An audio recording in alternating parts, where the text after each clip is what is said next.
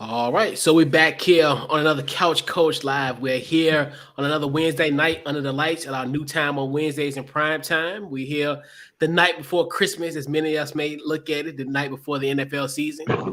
Definitely Christmas in the air at this point. So yeah, we got special guests in the building. I got Jordan. What's going on, Jordan? Not a whole lot, man.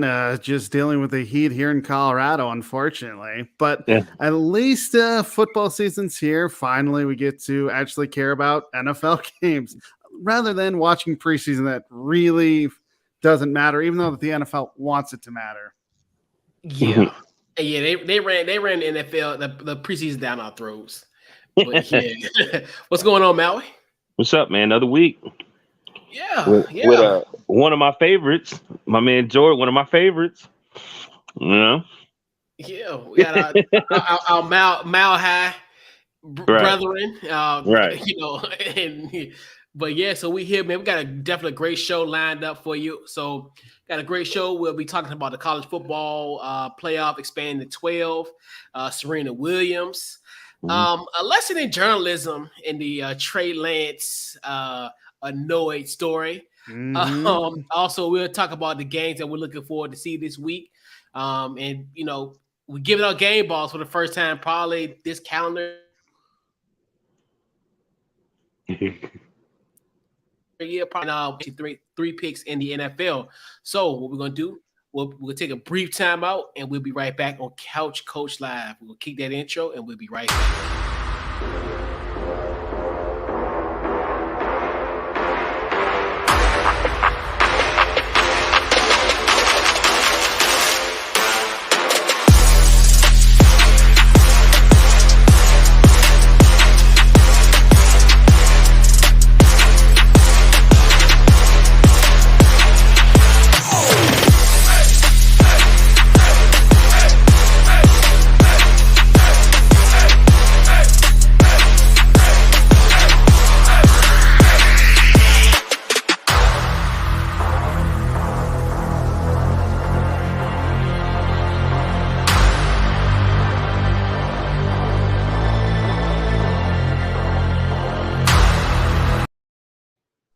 And we're back here once again, under the lights here on Couch Coach Live. So we're back at it.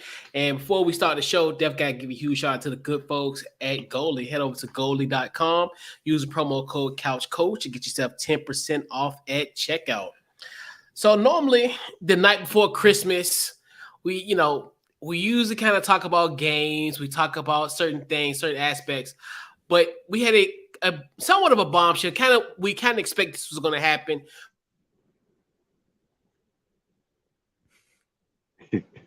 Whether about this earlier in the year when it was official, but Friday pretty much was the day. Hey, that we know that's going to potentially that it will happen.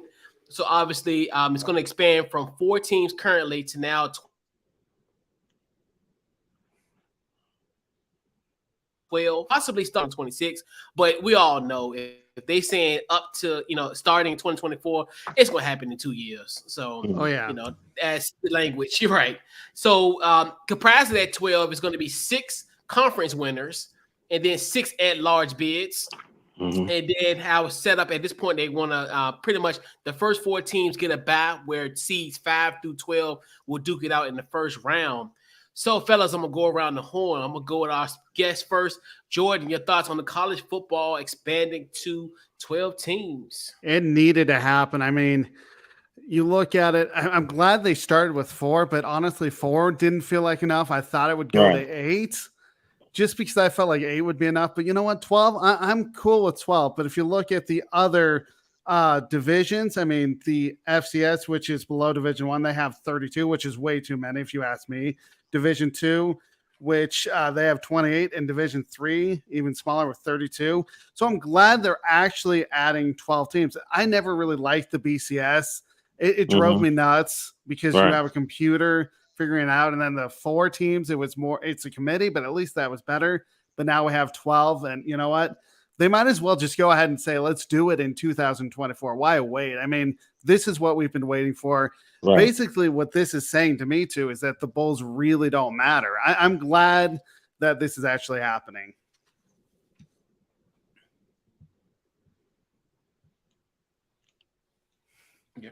Mary, what you get? It just seemed like they finally figured out that there's a lot of money to be made. Like when it was 600 million and it doubled to 1.2 billion dollars. There's a lot of TV. Mm-hmm. You know, like right now you either gonna get left behind or you're gonna have to compete. Like I just looking at this summer with like we were talking about the WNBA, but then you had one-on-one, you had the big three, you had all these different things this summer fighting for and competing against Major League. That's what's weird too, Major League Baseball. But it was just so many things on actual TV, man, that seemed like they're fighting for spots. It's a lot of money to be made, especially with the streaming services. Mm-hmm. That's $1.2 billion. That's a lot. That's double what they were already doing. And then we're crying for that. You know, the new media, we want it. Every day it's something else that we want to talk about. Everything wants to trend. So why would you want to be left behind? Everybody else is starting to change formats. Why would you want to be left behind? I mean, look at the NFL adding extra games. Look at the NBA with you know what I mean? Like with the tournament before the playoffs. Like, and then they're still talking about adding another tournament. So it's just got to do it, man. You know what I mean?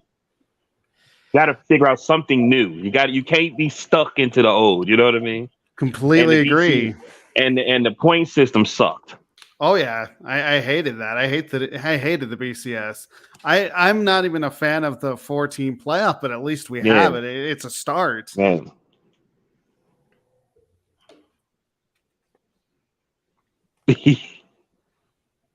Yeah. I don't know. I think initially when it first came down, I was like, oh, I like this. This is going to be a good idea. Mm-hmm. And this and third, and the emotion happened. And then I think Saturday you kind of got a glimpse of reality because you look at the Georgia and Oregon game where that's a 3 versus 11. In theory, that could potentially be a semifinal game, and that game was horrible. And the thing about it, and I'm gonna say it like this: I'm okay with it expanding, but not to 12 because 12 it's almost gonna be like a participation trophy. And I think people are going to use that as a badge of honor, like, you know, oh, well, we made it to the college football playoffs, but you got smacked. And people going to hate me in Ann Arbor, but Michigan looked at like, hey, we did make it, you know, but what ended up happening on New Year's Eve, you got smacked by Georgia. So the only thing I understand why, because the money. Mm-hmm. Like Mal's point where that's going to end up happening. The stream is going to take over that because obviously you've seen like, you know, pretty much they're going to adopt the NFL model where all these networks are going to get a piece of the pie. So no one's going to get left out in the dark. Everybody's going to have a slice of their own pie. Some might get a bigger slice than others. Some might get, you know, a thinner crust. Some might get cheese stuff. Mm-hmm. But in theory, that's the thing where I understand where it comes from. I understand it, but the level of play is going to be awful. And like to me, especially the way the conferences are going to be now, where it's going to get the conference championship, 6 of them, but then it's almost like you get 6. But then where the other 6 at large going to come, they're going to come from those pretty much. You know, that's where I'm curious is, okay, well, are we going to have a cap on how many SEC teams? Because you might mess around and have 4 out of those 6 at-large bids go to SEC teams or to the Big Ten. I mean, that's the Big Ten, but yeah, put the Big Ten. But you think about now with UCLA and also a great point. I talked about this on Saturday with the fellas on the Gauntlet, and our guy Jacob Krisner, he made a great point, and it really kind of it thought in my mind too. Right. So. Because what's going to end up happening with that, you're gonna turn these so-called blue bloods of college football into Cinderellas. You're gonna turn like the Texases of the world as blue bloods, you know, as Cinderellas. You're gonna have like, you know, Tennessees, those type of teams that potentially sneaking in that back door and getting those at-large bids. So I get it, but a part of me is like, I'm just more so of the level of the competition. More so of because we were even in the 14 playoff, there's always that semifinal that just really disappoints. That's true. That's why I kind of thought maybe let's do 8 instead of 12, just because maybe the matchups would be better. But you're definitely right. You definitely hit a point where we're not going to have great matchups in say the first or second round. Maybe further on we might, but you're definitely right. But either way, at least it's expanded more than 4, because 4, honestly, I don't think you have the competition that, and we've seen it in the semifinals. It's nice to see that they're at least having a little bit more say, hey, let's have more in to have maybe more complete competition. So I guess it's more of a wait and see what happens. Let me ask you, by expanding, I'm just saying in the future, I know at first it's going to be a certain way, but do y'all think because a lot of people go to these big schools because they get TV. They could be on TV and they get seen a lot. But if you're going to expand it, don't you think that other schools that might have a chance to be there will have a chance to get these big recruits also? Because some of those big recruits don't even get a chance to play. They just on that team. That is a good point, especially if you do make the college football playoff and have some of these primetime games. Yeah, you're right. Those recruits could end up seeing more airtime on the prime time. I'm sure it's going to take some time. You know what I mean? I'm sure it's going to take some time because, everybody's used to the same thing. But once you realize, man, I don't have to travel so far, I could still be, you know what I mean? And then maybe I always say this from coach since I started being on the show, that I feel like we don't give the coaches, the GMs and all that, we don't give them a lot of pressure where they need to build a team. You know what I mean? Like they always get they blame the players or put it on the players when they need to do their job. You know what I mean? They need to do their job and go out there and get them. You know what I mean? Don't just think just because you're Alabama, Clemson, and blah, blah, blah, that everybody's going to just come to your school. You know what I mean? Yeah. That's true.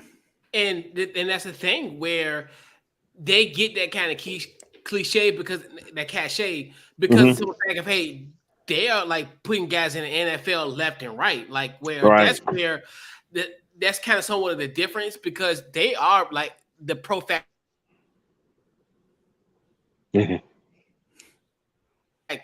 Everybody, half our defensive line is from Alabama. So, and just like and vice versa. So you just look at the simple fact of they're always going to be those type of teams where, and that's where it's like an embarrassing of riches because they've always there, and I wouldn't say it's stacked against them. I mean, stacked for them, but they're the ones that's constantly there because of their recruiting, and it's they're doing their jobs. And the thing about it is, even with the transfer portal, which that helps level the playing field, but it's not going to make it ever level because people are still going to clamor to those schools. Especially if you're a 5-star athlete, you're going to Alabama, Georgia, Ohio State, Clemson's and all that. Well, I don't know about Clemson at this point because they've been kind of a little bit. I don't want to overdo it. But think about I know Miami beat HCBU, but think about how not Alabama, but Miami. Remember how Miami was back in the day? Oh yeah, they were great. They were a great school. Right. Who would have ever thought that they get? I think they're getting better now, but think about it. Like you would always thought that they would be extra dominant all the time. You know what I mean? What happened to make everybody say, "Hey, I don't want to go to Miami anymore. I want to go to Alabama. I want to go to of course Ohio State and Michigan and Notre Dame." Who'd have thought Notre Dame wouldn't be you know what I mean? Yeah, coaching, recruiting, and just all of it too, and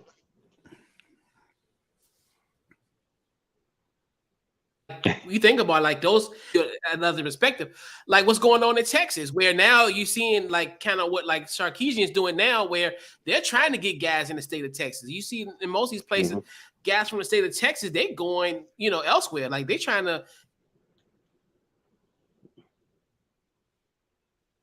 get that talent. It's like everyone. I think that's where they're trying to bring that back because he's a great recruiter as well. If he can get kids to go to Eugene, Oregon, he damn sure can get those kids to go to Miami, Florida, and in Miami Gardens. It's just it's the same problem Colorado has. If you look at Colorado State, I know they're in the Mountain West, not a big time school, and then you look at Colorado Pac-12. I know the Pac-12 was down. We cannot, or I'm saying we, as in Colorado, cannot recruit these guys to come play at our schools because of the level of college football. They'd rather go to Alabama. They'd rather go to USC, Stanford, which are these programs that are much better than Colorado and Colorado State. Yeah, and which sucks for you guys, Jordan, where especially now with USC and UCLA going to the Big Ten, where I think you could have that could have been a situation where I think you could have got some guys that's like Big Ten, but now hell, I'm just gonna go to SC UCLA and get that Midwest experience. Oh, I completely agree. I think it's, if you look at it, I know when I was on the show last time, we were talking about how, those teams were going to the Big Ten. And honestly, I think it was a mistake for Colorado to go from the Big 12 to the Pac-12 because they thought they were going to get recruiting, they were going to get all this money. And what has happened now? Well, obviously the conference is starting to go down. I heard that they were going to go back to the Big 12. That apparently that is not on the table anymore. But I have to say, if the Big 12 calls, or even if the I heard Big 10, if they start calling, you might as well go, because then you can actually recruit a little bit better and get these major recruits. Yeah, I agree. Yeah, but yes, and I understand it's the money, and everybody's gonna come. They're gonna come marching forward. And hell, I mean, it's good. Like, I understand the kind of rationale behind it, but just don't expect. Just don't expect the good games. Like, we always, especially that you always think, like, when we had those national semifinal games on New Year's Eve, you're like, oh man, we got football. I got all the pomp and circumstance, finger foods, all kind of stuff, and then it's just like it's a letdown, and it's just like, yikes. Like, it's always a letdown since 2014. It has been, and I pretty much turned those games off by maybe a halftime, maybe into the third quarter. Yeah. But I just don't want to see a blowout. Yeah, I hate it. But I'm still, and I think this year it's going to be New Year's Eve as well, so I'm definitely, I'll definitely tune in regardless if it's bad or not, and it probably will be.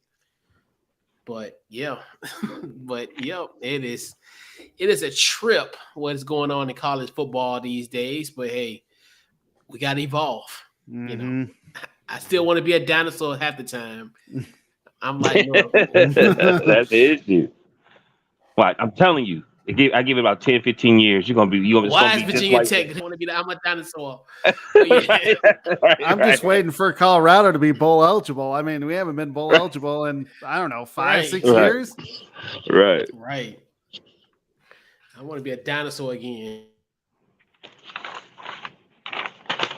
It'll be all right. It'll be all right. Man, we had Serena Williams. So Serena was eliminated in Wimbledon. Not Wimbledon, but the U.S. Open. Wow. What am I talking about? But the U.S. Open. So I guess it's official. She has retired. I know the Vogue magazine that she did when she was in the magazine last month said that this was going to be her last hurrah. Allegedly. We'll know.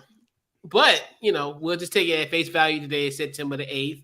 September the 7th. It changed, but she's officially retired from the game of tennis. So we'll go around the horn, fellas. You guys thoughts on Serena Williams and her legacy? I have to say that, it was a joy to watch her on the court. I mean, what she did for American tennis was unbelievable. Yeah. I mean, I would watch a tennis tournament just to see her, and when Venus was actually on the top of her game, just to watch those two actually play.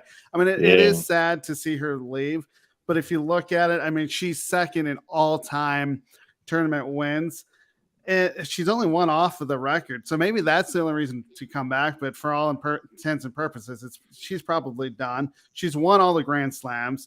I mean, she didn't do it in a calendar year, but she won all of them.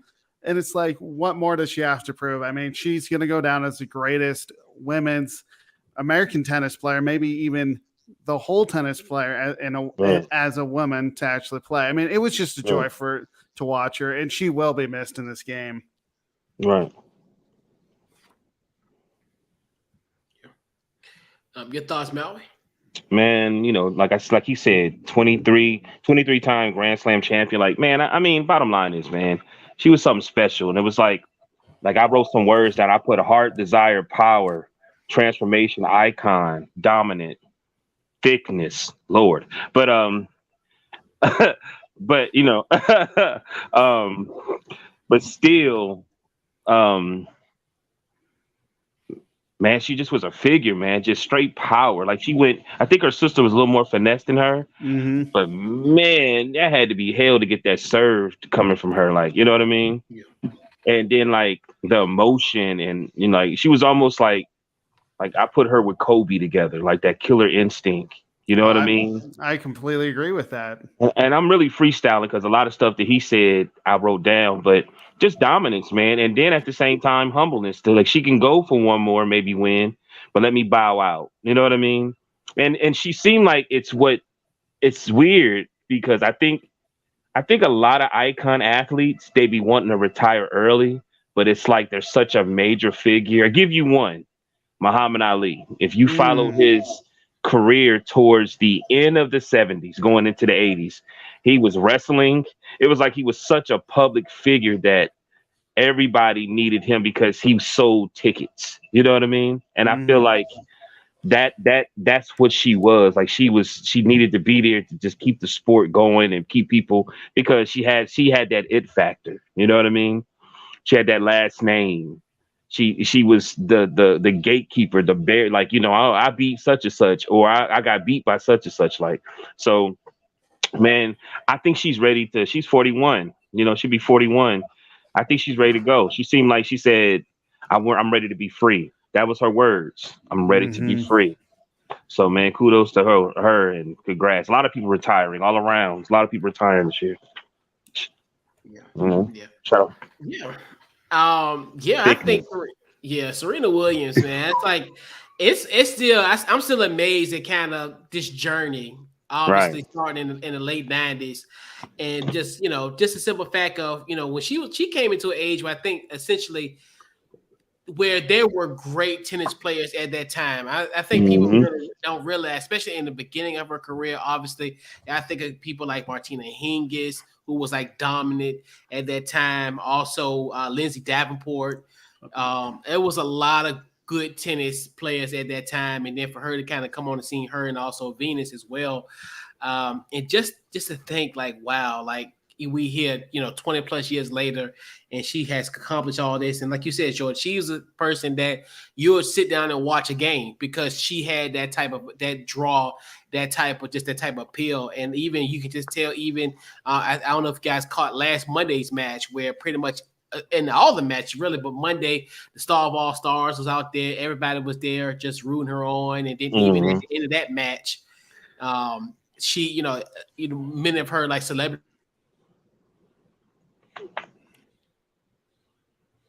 friends and all that, pretty much Wednesday as well. But then obviously it came crashing down on Friday night. But like you said, the 23 Grand Slams. Actually, the fact that she was ranked number one in WTA tour 319 weeks in a row. Wow. I didn't realize that. Outstanding. That is just something that's dominance. And that's where, and then also gold medalist, 4-time gold medalist. Yeah. So that's just such a great feat at this day and age. And then it's just crazy to think like for her to be 40 and still playing at a dominant level. And even because I don't know if, from what I recall when I was younger, like when you were a tennis player and you in your 30s, it's like you're just about done. I mean, it's almost like you're at a point where it's like, you should be bowing out. And for her to still be dominant in her 30s, and even to this point being her 40s, about to be 41, and still playing at somewhat of a high level, even at this stage, it's just a great feat. And it just speaks to the dominance of the generation. I think that's where I think a lot of people will kind of, and that's one thing I hate about how like people deem it like dominance is a bad thing, but it is what it is, because like because I remember everybody was propping up Maria Sharapova,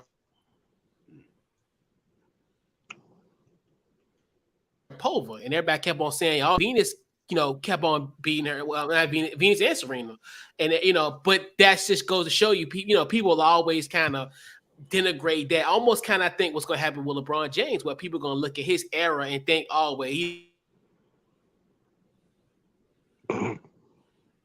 don't stack against, like as far as where people going, but he was just dominant in the sport. And I think that's what Serena's going to be dominant in her sport as well, where people going to forget and realize, hey, that's just the mark of her greatness. Is even though, you may not hear some people, her competitors' names as far as like how we talked about in her early years, but you might have forget like a Maria Sharapova down the road or whatever. But it is what it is, and you can't help the year that you were born in the era that you played. So kudos to Serena, man. And like you said, I don't know, part of me, it was one day because she kind of hinted like she might come back.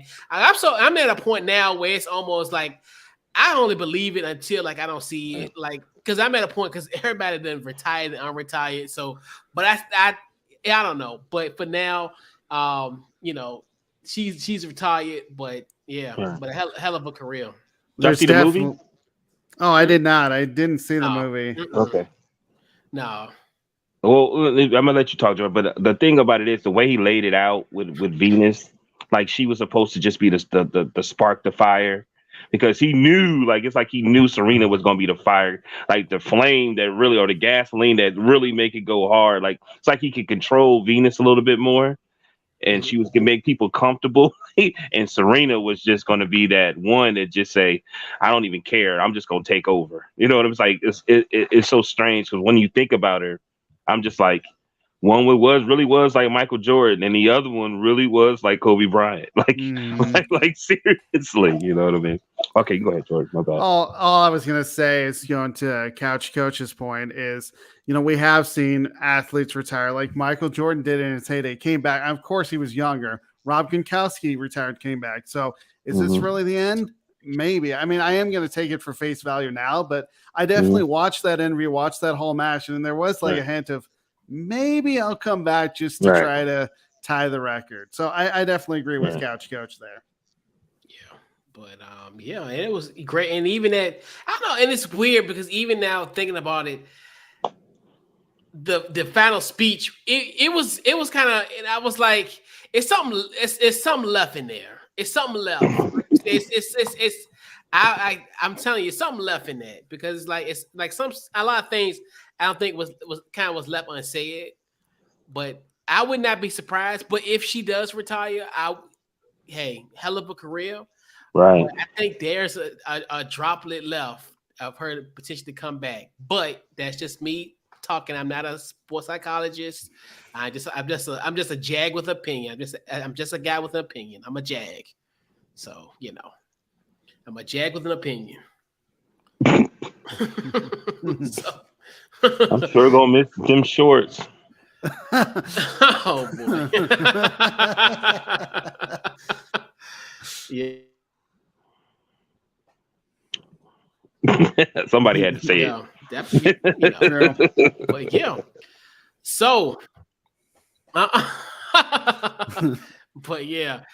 so next thing we're gonna talk about, and this could be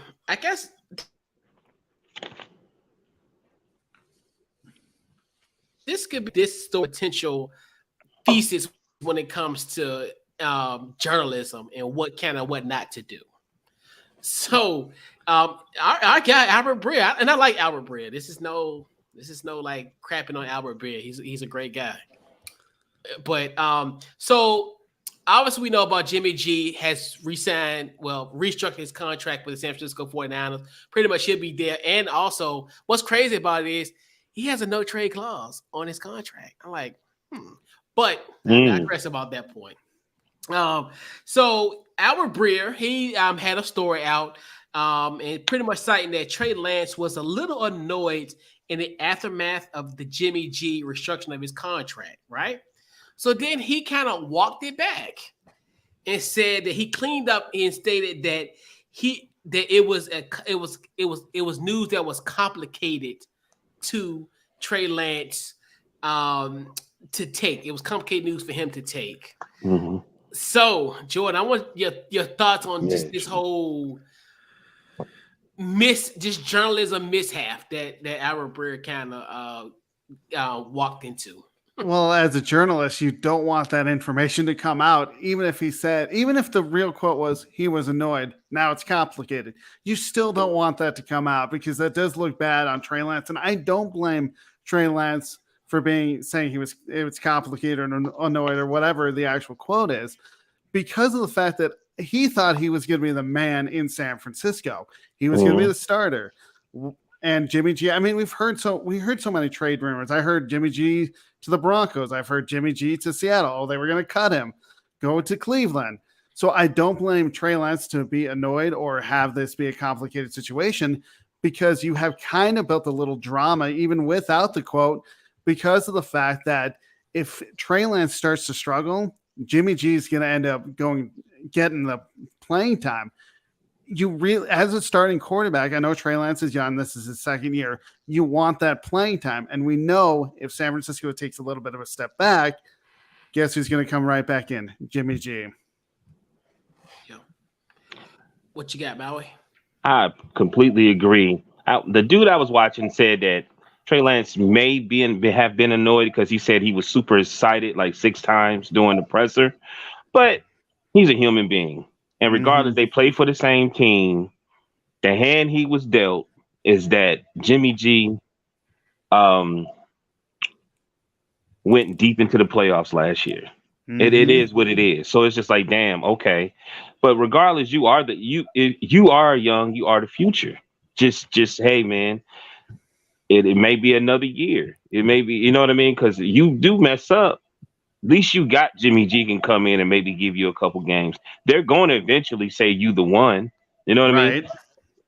But it's all part. It's all part of the game. It is what it is. You know what I mean? Yeah. You're quarterback one of the biggest franchises in the league. It is what it is. You know what I mean? But I completely understand. There's nothing wrong with saying I'm annoyed, but then you got to just look at the positive side. Say, hey, at least it's not somebody new coming in that, completely, might sabotage the situation to get the job. You know what I mean? Or something like that, At least it's Jimmy G, somebody that he knows.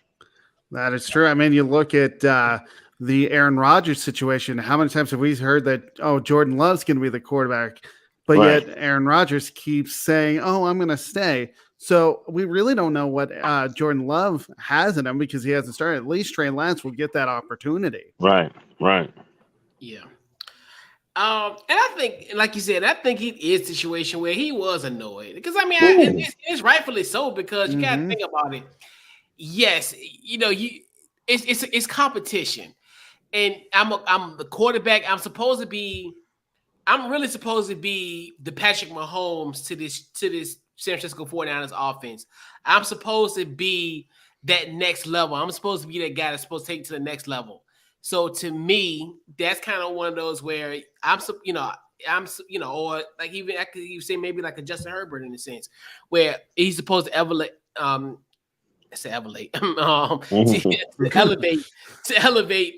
their offense.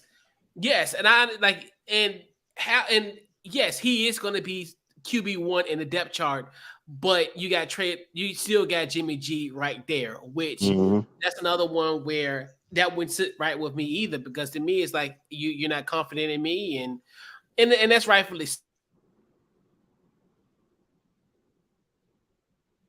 so. And I understand why he was complicated at it, but no, it is what it is. It's the human nature of it all. Where yes, especially for him, it's supposed to be a year, and like you said, and almost somebody may nuke may come.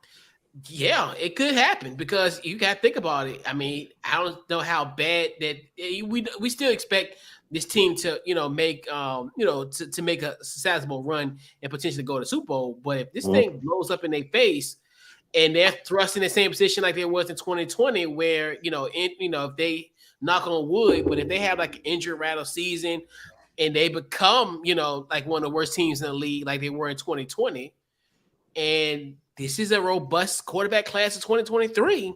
Yeah, I guarantee you, I don't know Cal like that no more, but the offensive coordinator for the Washington Commanders circa 2010, he'll go and get a quarterback. Oh, he'll go and somebody. He'll snag a guy in that draft if he had so to. I wonder if the trade issue was because Jimmy G still wanted to be a starter, and for him to redo his contract, they probably had to sit down with him and say, "Look, we're not going to let you start. You got to accept that you're going to be the second string. We got to move on." You know what I mean? But we'd rather have you here than have somebody else, or you know what I mean? What y'all think? Y'all think that happened? You know what I mean? It may have, because why else would they want to keep Jimmy G and restructure his contract? I've been trying to tell Cam Newton that for the longest, but he ain't listening. But go ahead. I'm sorry. Yeah, I think it's just to save face, because I think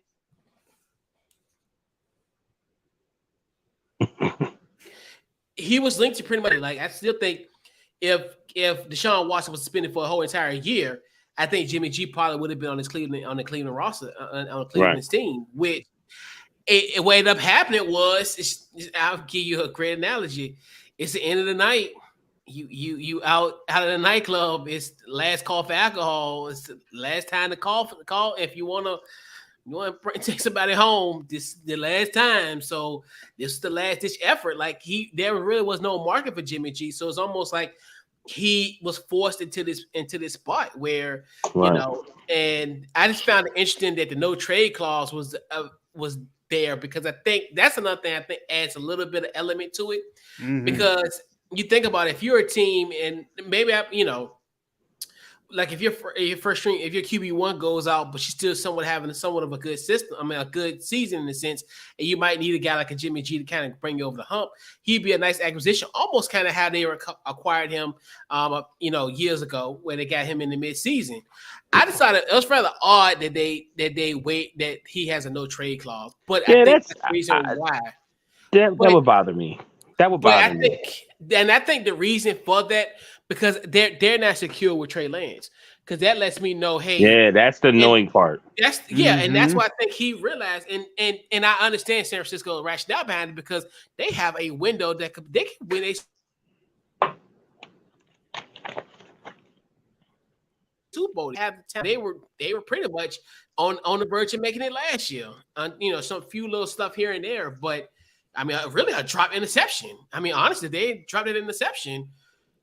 We could be talking about the San Francisco 49ers as a Super Bowl winner potentially. So that's exactly what it is. You think they want to get rid of Trey Lance, or that's why they want to give him a chance? I think it's more to see what they have in him, because they really don't know what they have in him, other than a couple of preseason games. I don't remember if he started last year. I think it was more Jimmy G. Played like 2 games. I know one time he played like 2 games, and I think he did solid in those 2 games, if I remember serves correct.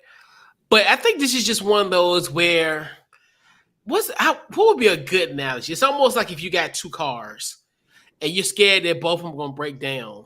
I'm gonna keep one just in case if one car break down in the other.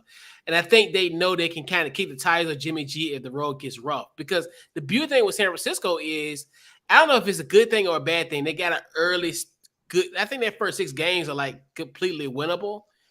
I think they got a really easy road those first 6 games. I think 6 or 7 games. I forgot, not 100% sure. But if he struggles, potentially he'll, if they might bring Jimmy G in the fold for that, because like it's almost weird. Like I think because last year they kind of got up to a slow start. Last year, I think where if he's struggling against these bad teams, I think they could put a plug on him, on Trey Lance. I think initially, I think especially in these first 4 games, I think they'll be more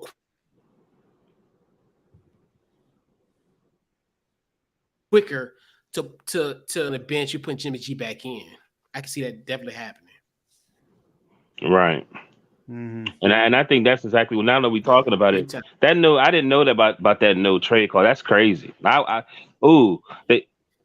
were Trey Lance, I would feel a little. Him and my agent, we would need to say, we need to make sure we got a plan.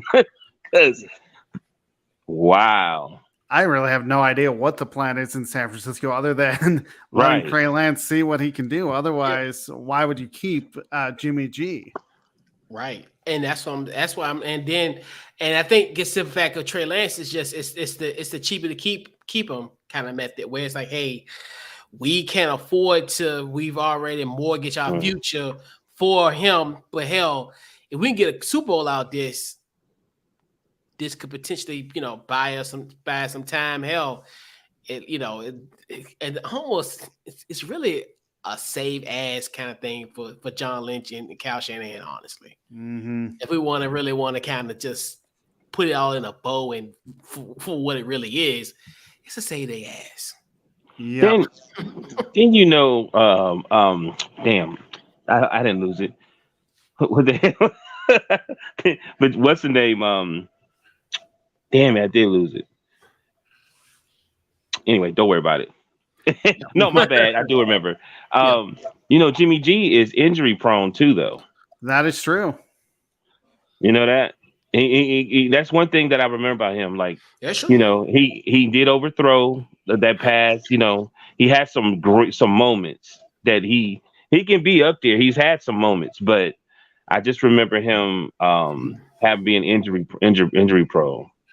And I think that's part of the issue, what they don't have as much faith in him. You know what I mean? He can get them there, though. Yeah, because this, I think, was their intention. Their intention was, yes, Jimmy G is great, but he can't take us over the hump. It kind of reminds me of Allah, kind of how San Francisco was in the same position about 10 years ago, where you had Alex Smith. Yes, he's great playoffs to take you there. But then you bring in a guy like a Colin Kaepernick who adds a different dimension to this offense. It's eerily similar to kind of how this is circa. It's weird how all this type of stuff kind of comes back, where they look at Trey Lance as that guy, as that spark, as the guy that's gonna take them over the top. And then they realize that this may not be it. He's supposed to be like the Patrick Mahomes to the Alex Smith. That's where I was going. That's what he really was supposed to be. That's what they hoping they got. He's supposed to hoping that Trey Lance can take them over the hump.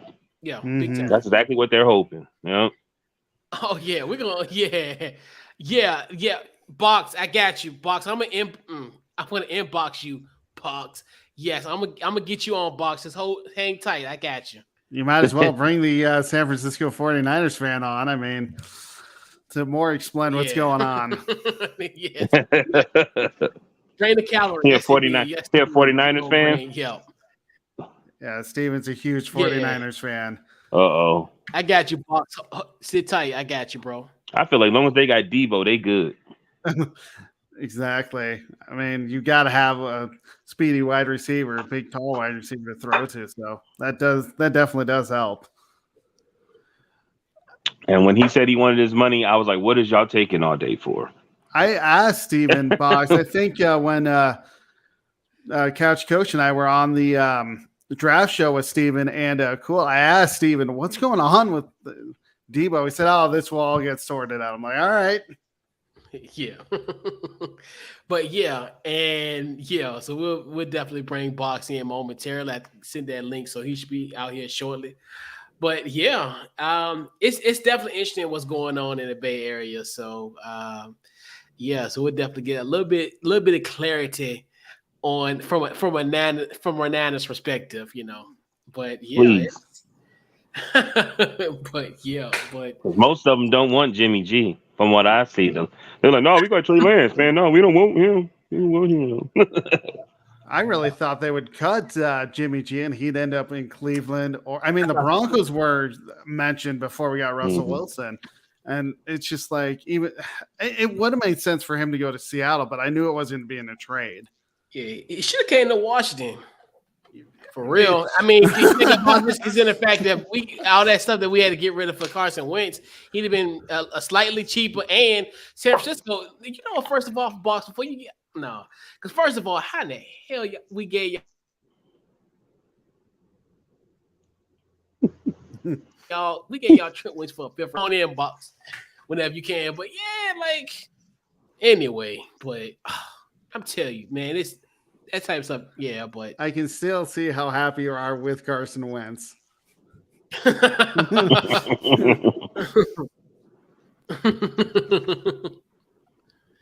But yeah, what? It's possible. Yeah, boy. But yeah. So what we'll do, if Bucks come, oh yeah, we're good. Yeah, there we go. We got Bucks here. All right. What up, Bucks? What's up? What's up? What's going on? Hey, we need a 49er perspective on this one, player. We need a little clarity. Man, look, I turn on Facebook. I see Trey Lance on the screen. I'm like, let me see what these cats talking about. I was like, oh, man. Let me get in here and set the record straight, man. These dudes been influenced by the media. Hold on. Oh, Rob, real? Oh, I'm an Albert Breer, huh? So here's the thing, man. Yeah. One thing I see a lot of people overlook is what's a little bit different about Kyle Shanahan and John Lynch. They the only two people I've seen that don't coach speak you. Everything that they've said to this point that they're gonna do, they do. They have not backtracked on anything they said they was gonna do. They even were really open with Jimmy and conversating with him before they drafted Trey. They let him know what was going on. Right. So if you actually go back and look at what got said after Jimmy got brought back, they said, oh yeah, we've actually been negotiating with Jimmy for about a week now. Go back and look at the interviews that week. What did they start saying that week that they hadn't been saying before that?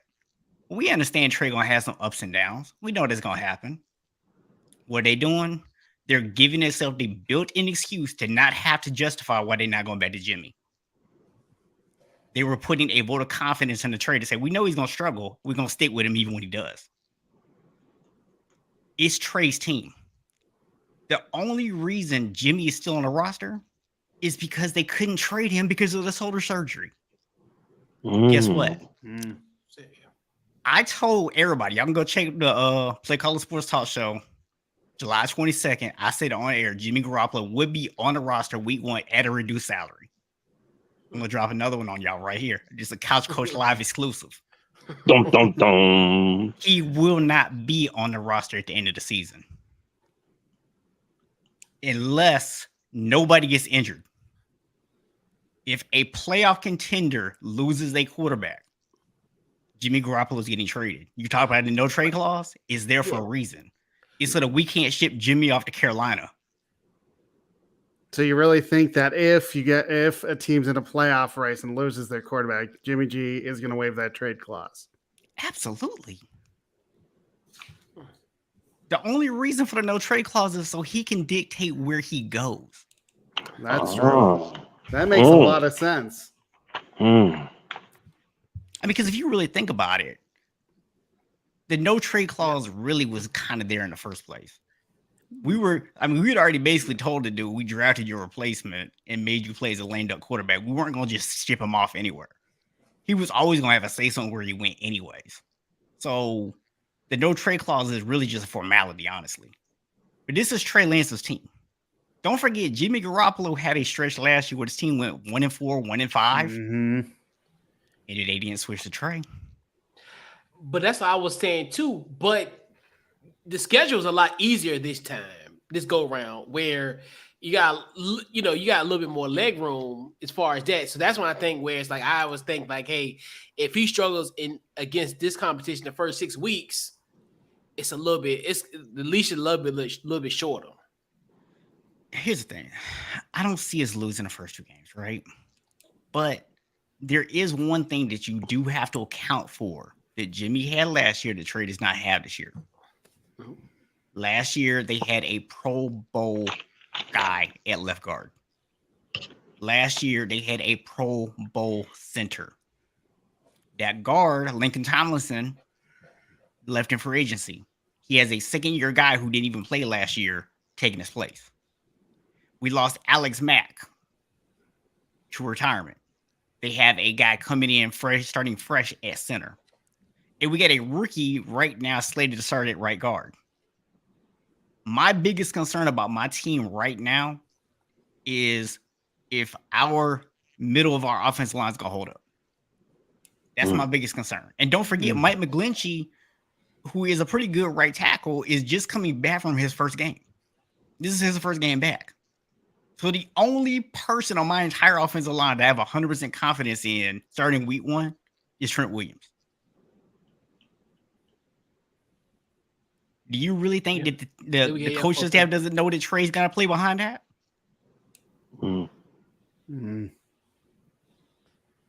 But yeah, they still saving their ass. Well, ain't nothing wrong with that though. Yeah.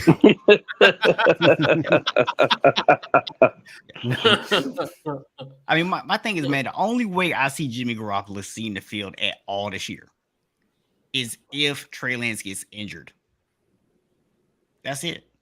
Look. The 49er fans are bullying this, y'all. That's funny. No, but they're echoing our sentiments though, because we were talking about how, like you said, the broken card reference, the 2 cards, it's better to have 2 cards than one because one might break. So it's more of an emphasis on it. Oh yeah, we all in unison for it. Right. We all know what it's all about, But All right. The problem is, man, the media have been kind of trying to put this spin on it, like, oh, this shows they don't have confidence in Trey Lance, and I think this was more an indictment. They didn't have faith in Nate Sudfeld to be the backup quarterback. And that makes a lot of sense. Yeah, and that was a good call. Yeah, because shout out to Nate. Thank you, Nate, for coming in that fourth quarter and letting us win a division in 2020. So I'll be forever indebted for you, because But my bad, man. I mean to insult your cuz, man. My bad. No, that's fam. Like, oh no, Oh no, no, that's cool. Yeah, you gotta take it up with cool now. That got nothing to do with me. But I appreciate you, Nate Sudfeld. But he got his lick back, so it was all good. He played against Garrett Gilbert. He was playing against a guy that was bathing his kid on a Tuesday, and on a Thursday had to play Tuesday night. Nah, cool know what it is. He be all yeah, I would say this, man. I will be shocked if the 49ers don't start 2-0. Now when we get to Denver week 3, a little bit more interesting matchup. I'd feel a lot better about that matchup if we had Jimmy Ward, but he's got at least the first 4 weeks. So that's going to be a bit of a question mark. But I mean, the Bears and the Seahawks, man, we should be able to win those 2 games. That's what I said. Yeah. I think you're going to have two 2-0 teams, because the Broncos have Seattle, then they have Houston, and then we play you guys. Yeah, that should be a matchup of undefeateds, which sounds kind of lame to talk about that in week 3, but it is what it is. Yep. Yeah, definitely appreciate you for coming on, Box. Tell them where they can find you on social media and all that. Push stuff. Man, honestly, if you follow me on social media, you're just gonna see me talk about my personal business. So if you want to see me talk some sports, Friday nights, playcollegesportstalk.com is the place to find me. 7 p.m. Eastern Standard Time. Yeah. Definitely appreciate you for coming on, Box. We definitely gonna have you on, especially on our Christmas Eve matchup. So. And I'll see anytime, man. I'm more than happy to come and educate y'all about what's actually happening on the 49ers anytime y'all want, man. And then I'll see you in week 3. We'll see what our records are by then. Yeah, man. We might have to have you come on the show week 3, man. Mm-hmm. All right, guys. Y'all have a good one. But yeah, man. Appreciate it, Box. All right. But yeah, definitely huge shout out to our guy, Box. So, let's see. Got week one of the NFL season, and then also I guess week 2 of the college football season. So we definitely gotta talk about the games that we're looking forward to watching this week. So, fellas, what is your couch coach game of the week? And we do have some stipulations with it. So definitely it's going to be a game that you want to be watching on the couch, that you want to watch from start to finish. And it cannot be your favorite team. And we also got some comments in the chat from a couple of responses on Twitter. So I'm going to go around the horn, fellas. What is your couch coach game of the week, Jordan? Well, since it's not the Denver Broncos, I have to go with the Raiders and the Chargers. You looked at that matchup last year when they both needed to tie to get into the playoffs, and guess what? The Chargers decided, let's go for the win. And what happened? The Raiders decided to go for the win. So it kind of hurt them in that way. But we know these divisional games are key to making the playoffs. So I have to go with that one just because the last matchup in week, 18 was a great matchup. It should be one of those that from start to finish, you'll want to watch. It'll be close. It'll probably come down to a field goal like it did last year. Or, hey, maybe even a tie. Right, potentially. But, yeah. Maui, what's your couch coach game of the week? Well, I had a few, but that's definitely one. I'm going to say the Bills versus the Rams. I feel like that might actually be a preview of the Super Bowl. That's a really good matchup. Yeah, for sure. That's going to be a good game. And to me, they are both Super Bowl favorites, I guess you could say. So somebody's going to have to come out of that game with an L. Or they could tie. It's not going to happen. I don't really feel that happening. I don't think so either. I would have picked another game because that's the type of person I am, but I waited because in the next segment, the game is in that one. It's all good. Hey, if you got, I mean, hey, this, it is what it is, but yeah. Right. Yep. All right. Let's see. I'm going to pull up those responses, but I'll get mine first. So, my couch coach game of the week has got to be the Cardinals and the Chiefs. We got I think it's going to be a wild west shootout potentially. You got Patrick Mahomes versus Kyler Murray. This offensive shutout.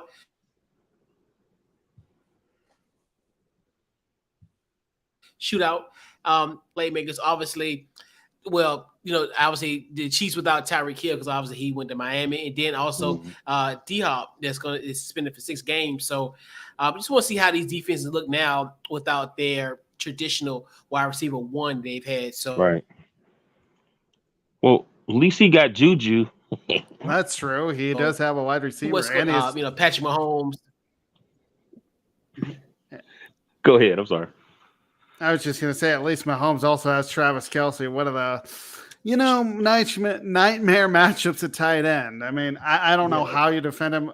Of course, you guys know I'm a Broncos fan. I get to see him twice a year, unfortunately. Right. I hate seeing them. I remember I'm glad we only played them in the preseason this year, but thank goodness we didn't have to play them in the regular season like we did last year. That was goodness. That was embarrassing. Hey, Jordan, don't worry about it. They got Juju. I'm sure he gonna fumble and he gonna do a lot of TikToks, and they're gonna steal his bike and some other stuff. At least the Broncos now have a quarterback who can actually compete with Patrick Mahomes for the first time in 6 years. That's true. That's right. Cardinals and the Chiefs too. The Cardinals and the Chiefs too. Rich quarterbacks. Richer than rich. Exactly. Oh my gosh. Embarrassing the riches, but hey, get your money. I'm gonna tell you one thing. Get your money while you can, because you just don't know. The windows kind of close up for some folks. Right. But yeah, so definitely huge shout out to everyone who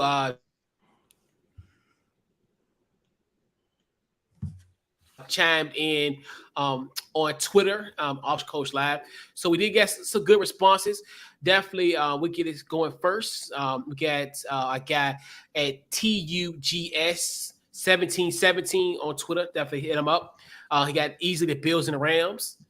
Shout out to my Off the Ball Network brethren, my guy Mo, aka Mo Gotti. Follow him at Mo_Cheese15. Raiders versus the Chargers. What? Yeah, Raiders versus Chargers. Yeah, we got that one. That was your pick, right, Jordan? Yep. That was your pick. Yep. And Mal, your point, yours came up as well. Definitely shout out to Patriot Sports Radio at Patriots Pod, Rams and Bills. Then we got Sports Bliss with Rob and Chris, got guys from South Florida. At Sports Bliss with 1 on Twitter, Rams versus Bills as well. Let's see, we got our guy Robert C. Lewis at Robbie347 at Twitter. Since there's going to be since it's going to keep the Dolphins off of local TV in Columbia, South Carolina. The real USC. Shout out to the folks in Columbia, South Carolina, the real USC. If you're from the South, you know what that means. I'll go with the game as well. I hope Baker has a big game against his old team. So he got the Panthers. I hope the Browns cream Baker Mayfield. I'm the Browns. I'm sorry. Yeah, and I just don't. Shout out to our guy, the pot father. I just can't see Carolina beating Cleveland, but hey, I could be completely wrong. I don't know.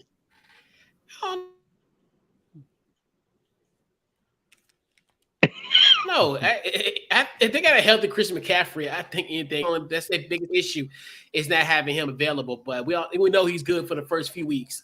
Our pod father, shout out to pod father, I got Jeff at J Hunt 006. Cleveland at Carolina is too juicy to miss. Right. Yes. Juicy. And then our guys from the Undercenter podcast at Undercenter Pod got the Raiders versus the Chargers. Go Chargers, go. Unfair Sports at Unfair Sports. Everything but Browns and Panthers has my attention. And then our guy, the Stay at Home Dad show at Stay at Home Dad. I want to see a mega billionaire sports franchise on a face-off against a Twitch streamer. Give me a Chiefs and Cardinals all day. Yes.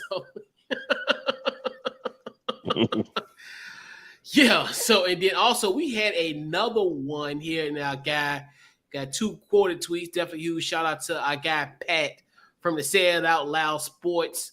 My boneless wing brethren. And my co-president of the Mitchell Joe Montana Trubisky fan club, my guys, definitely huge shout out to my guy Pat Graham at Say It Out Loud SP1.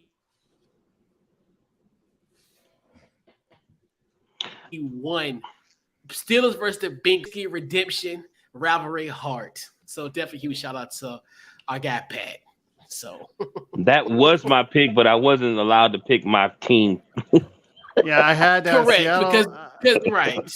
I had Seattle and Denver, and then once Couch Show said, "Oh, you can't pick your team." Okay, what's the other matchup? Right. Because you know why I did that? Because I saved myself from myself because I do not want to Commander Jaguar you guys to death. I don't want to limit that. Wow, you're getting so mature. No. I have another outlet for that. Trust me. I have another outlet for that. I'm not gonna do that. I'm gonna, like you said, I'm not gonna like try to put lipstick on a pig here on Couch Coach Live and call it the queen. Might as well. Everybody else doing it. I mean, hey. Nah, maybe down the line, but we're gonna keep it kind of a little, I think that might be best. Right. Best. So the penultimate topic before we head out, so second to the last topic. Fellas, we're giving out game balls for the first time, I think, this calendar year. So we back at it again, giving game balls out. Jordan, who's your game ball this week on Couch Coach Live? Well, we've talked about Serena, so definitely her. But everyone forgets Sue Bird, who is one of probably the best WNBA players to ever play the game. Unfortunately, her career came to an end last night. But you look at her and 4 WNBA championships, went to 13 WNBA All-Stars, and won 5 gold medals for Team USA. She's definitely going to be missed. Unfortunately, her last game was last night where they lost to the Las Vegas Aces by 5. But what a great career. And unfortunately, it wasn't capped by a WNBA championship, but definitely a great, solid career. Yeah. And huge shout out to the MVP and the defensive player of the year, Asia Wilson. Mm-hmm. Anyway, I digress. Leave it. Don't do that again now. All right. Maui, who is your game ball this week? Game ball is going to one of my homeboys, one of the homies from Prince George County, Hayesville, Maryland. where he had in 24 hours beaten Nadal, and I can't pronounce the last guy's name. I'm giving it to Francis Tiafoe, I think his name is. It's I was a little jealous because I was on the phone with my dad and I was having a really good conversation with him, and he just kept talking about the game. I'm like, well, damn, your son ain't talked to you in a month and a half. But he said, Sean, this is big, man. This is something special. He just beat Nadal. Then the next game, he beat the guy straight sets. You know what I mean? Then when they interviewed him, I was like, wow, this is almost like passing the torch. You know what I mean? With Serena and then him. And it's like, they was like, are you ready? Because he's making it to the semifinals. And this is the first time Americans made it to the semifinals in the Open since 2006, if I'm not mistaken. And I'm sitting there like, wow, he's not even like, it's no anxiety there. It's like he's living. He's like, man, I'm supposed to be here. You know what I mean? So I think a star is being born. So shout out to him. He gets the game ball. Prince George County's own. We definitely need an American star because I'm gonna be quiet now. But I mean, we had some guys that we was putting down that putting them in that position, and they ain't get there. We was always looking for a Pete Sampras and Andre Agassi. Yep. We got dealt some bad cards after them. So, but I'm gonna leave that alone. But like you said, hopefully he'll definitely be the next in line. Especially, we definitely are yearning for an American star. From the male perspective. So, yeah. My game ball goes to might be the best team in the state of Virginia. We might find that out next week, potentially. The ODU Monarchs. Okay. 20-17 win over Virginia Tech. Huge shout out to the good folks at ODU. Ricky Ronnie is got them boys playing hard down in the 757. 4 turnovers committed, 4 turnovers, Virginia Tech, and ODU took care of business. Definitely huge shout out to, and we, Springer alert. Shout out to my guy Ali Jennings. He's doing his thing out there. Had a great catch, in that game. So definitely huge shout out to that. So Springer alert, and then just everything. And then that crowd was just amazing. Like I couldn't imagine being out there, but I know being watching on TV was amazing, but I couldn't imagine how it was in them stands, especially considering the fact after that win. And ODU, once again, they're just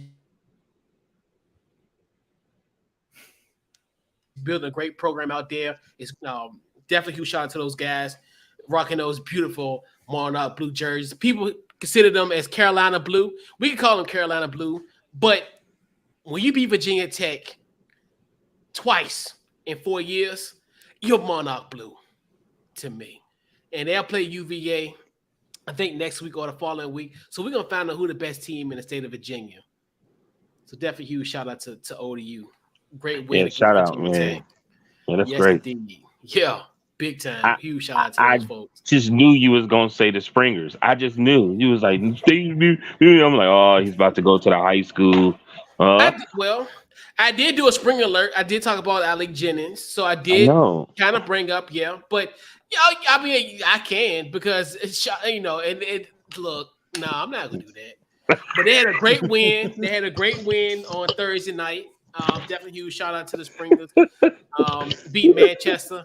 Now they're number one in all the local polls. One news leader didn't have them at number 1, but that's okay. Like what Brian said, if you don't like me, that's okay. That's okay. But it's all love because I even made a joke about it. So it is if this does get clipped up, they know who I'm talking about as far as the news leader. It's all love. And it's all jokes and tongue in cheek. So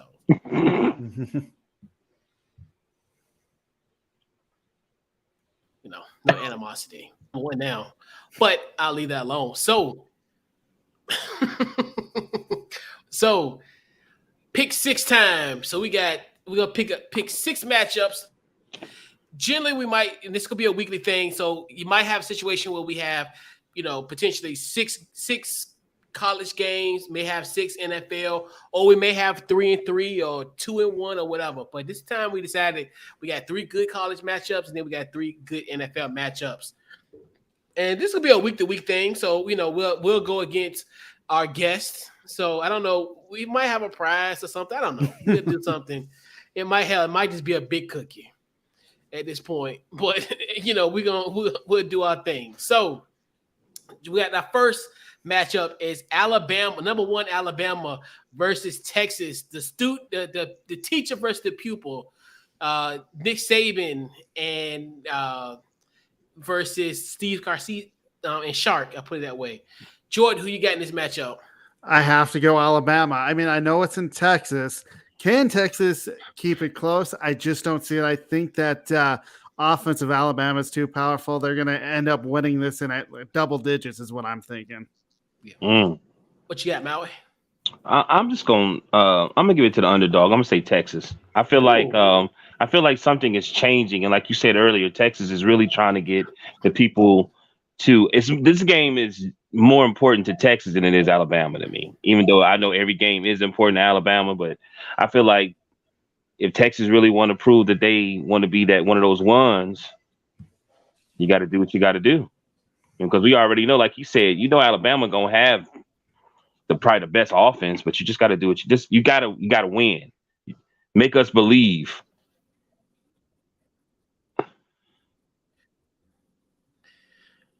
I know one thing. One thing I know Q needed to Q viewers. Make sure you park in the right space. Please do not get your car towed again this week. But you got bigger fish to fry. You think last week not having do where's your car moment, dude? Alabama's gonna take care of business. Give me Alabama. Give me the fight, Joe Namath. Give me. I hope I'm right. I'm throwing it in your face. Give me the fight, Joe Namath. Sure. I mean, I would like to see an upset, but I just can't pick Texas. Right. I can't. Yeah. And those be the games where Alabama just rise to the top, and it's scary, like how they just it's like they got that weird type of mystique where it's like the bigger the game, it's like the bigger we're gonna like us to step up. Right. So we got number 24, Tennessee. Tennessee is ranked versus number 17, Pitt. Who you got, Jordan? I didn't like how Pittsburgh actually, they won 38-31 last week. I just didn't like how they played against West Virginia. I'm going with Tennessee. I just think they're the better team. Okay. Who you got? I'm freestyling. I saw Pitt number 17. I thought it was a mistake. So I'm going Tennessee. I ain't even gonna lie to you. I'm going Tennessee. Thought they lying to me. Yeah.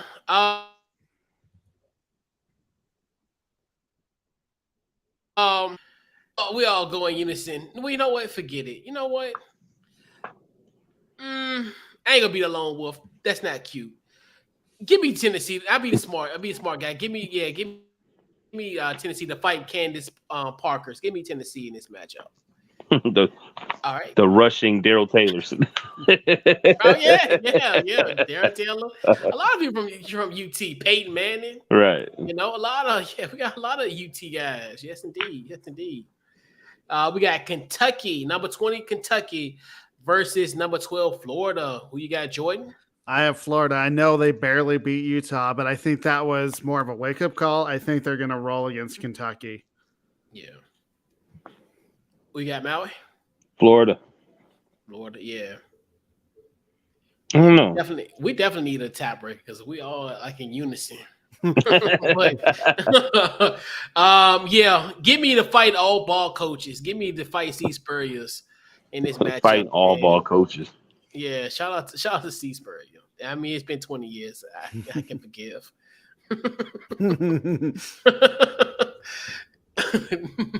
But all right, so we got the Bills versus the Rams tomorrow night. Open up the season. Who you got, Jordan? I have the Bills. I just like their offense with Josh Allen, and he has Stephon Diggs to throw the football. I just don't know how the Rams are going to slow that down. And plus, with Matthew Stafford, how healthy is that elbow? I just like Buffalo as the more healthier team. Yeah. Who you got, Maui? Donald's playing? Yeah. Yeah. Mm-hmm. I'm gonna go Rams. I'm going Rams because I just want the Bills to prove it to me. I mean, not to sound that way, but I want to go against them because I want them to prove it. You know what I mean? I don't want it because everybody's picking them. Everyone's really saying that they should win the Super Bowl this year. And the run, I think a few shows ago, Coach, you were saying, you and a gentleman that was on there saying they stacked. I just want them to prove it to me. So I want them to have like that everybody against me type of energy. so I'm gonna go Rams. Yeah. This isn't. Give me the Buffalo Bills. JP Losman's not walking through that door. Nope. Kevin Cobb's not walking through that door, but Josh Allen's walking through that door. Give me the Buffalo Bills. Oh, I hope y'all wrong. So I can throw it in your face. Give me the Bills. In your face. Give me the Bills. I'm telling you, this is the different Bills team. Okay. Sure. Guess we're gonna find out tomorrow. Yeah. Then we got the Tampa Bay Buccaneers versus the Arlington football team. I'm sorry, the Dallas Cowboys. Jordan, who you got in this matchup? This is a very tough matchup because I like the Buccaneers defense, but I think Dallas has something to prove this year. They want to show that last year wasn't a fluke, even though they lost in the wild card game, and this is their chance to show it. I've got Dallas in a close game. She got Maui? Bucks. Bucks. And then I know one thing: if they don't stop putting his business out in the street, the time Brady gonna let them feel it. Yeah. Oh yeah, because I'm telling you, he got a chip on it. Did them boys get AB yet? I thought he signed for a year. Is that true? No, I haven't seen anything. No, no, that's not gonna happen. Who wants AB anyway? Stephen Jones, dude, if you listen to this, be the adult in the room and say no to AB. Because we know his dad will do it. He'll pull the trigger on that, and he would do it. He would, but nah. Be the adult, Stephen Jones. AB and Jerry Jones, they on group me texting each other so nobody will know.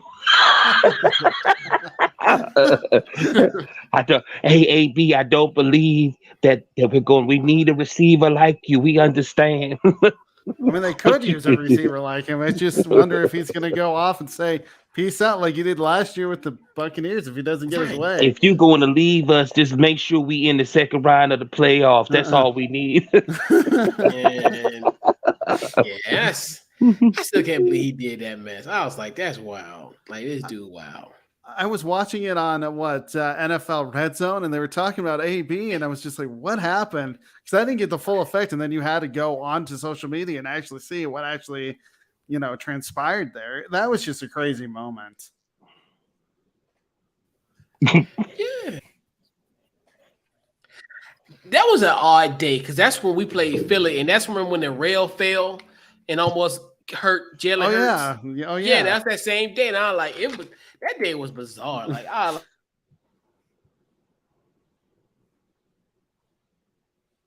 first I was thinking to myself, like, wow, it's happening today. But yeah, give me the Buccaneers. I'm just ready for those bumbling idiots to be quiet. I want my town to be quiet at 11:30 at night. I want to go to they get on my last nerves, like, because I'm gonna hear their mouth at 4:00 if we lose, and then they'll say, "Oh, we're gonna beat Tom Brady." No, I want my timeline to be silent. I want to be radio silent at 11:30 on Sunday. I ain't trying to hear nothing.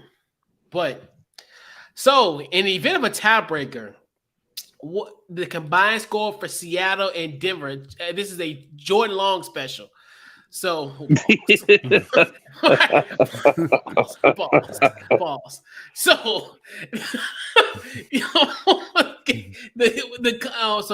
we're gonna do the combined score between Seattle and Denver. Jordan, what is your number?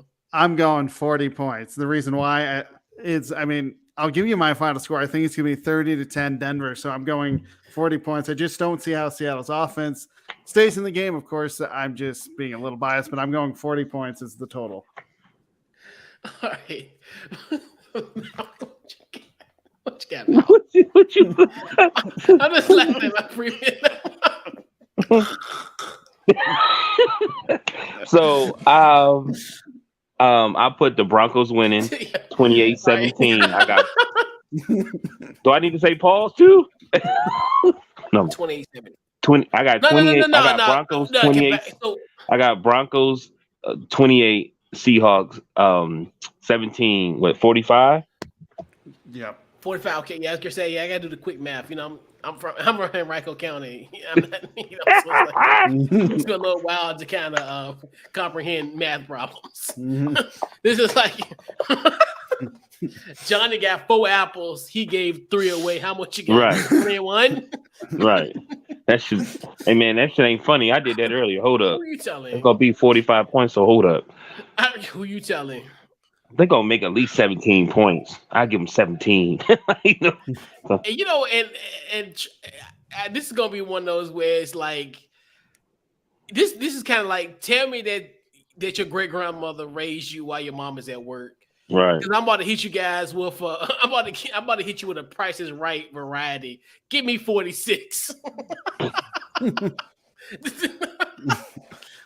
So pretty much, yeah, that's how we do, like it'd be like $1. Right, dollar, right. So you had about the same? Though. You had the same? It's 46. Yeah, I just did the one number higher than you. I thought about doing 39. I'm either gonna do 39 or 46. So I kind of already had it in my mind, like.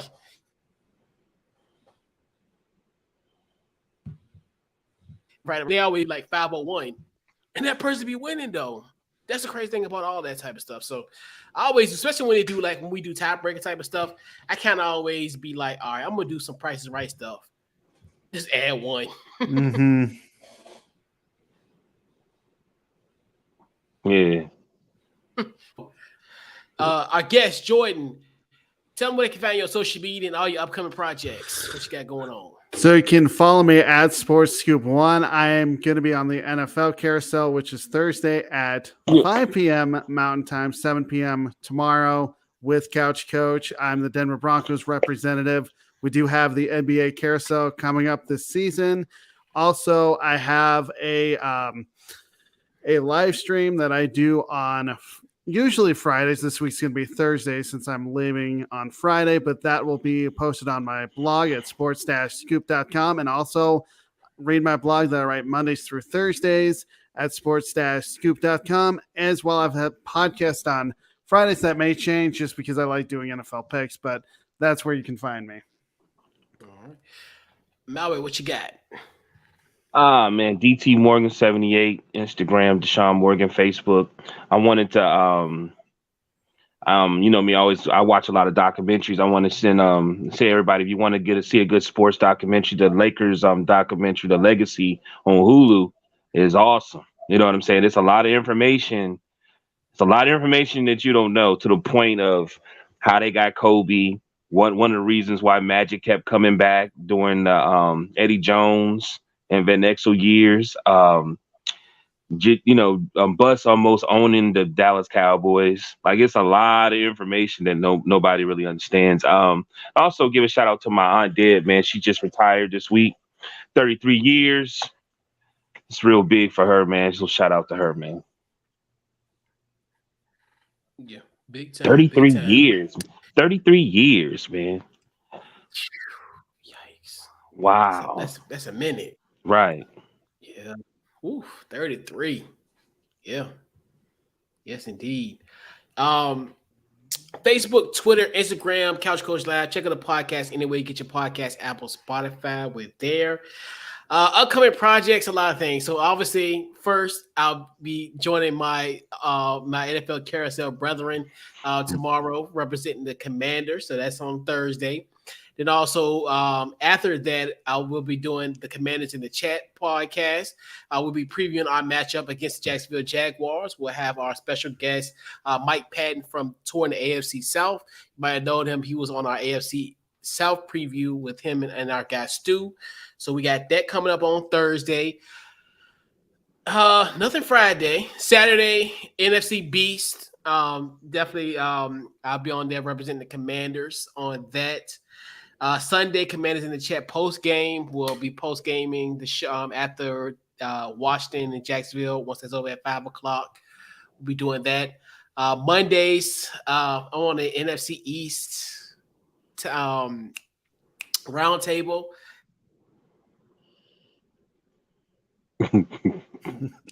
That's at 6:30 on Monday with the Commanders. That's with Cool and them with the play callers with Box and Cool. And then Wednesday is Couch Coach Live. So yeah. A lot going on. Yeah. So once again, appreciate you fellas for coming on.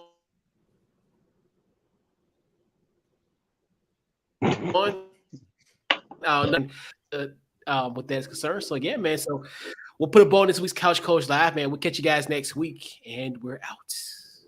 You're welcome.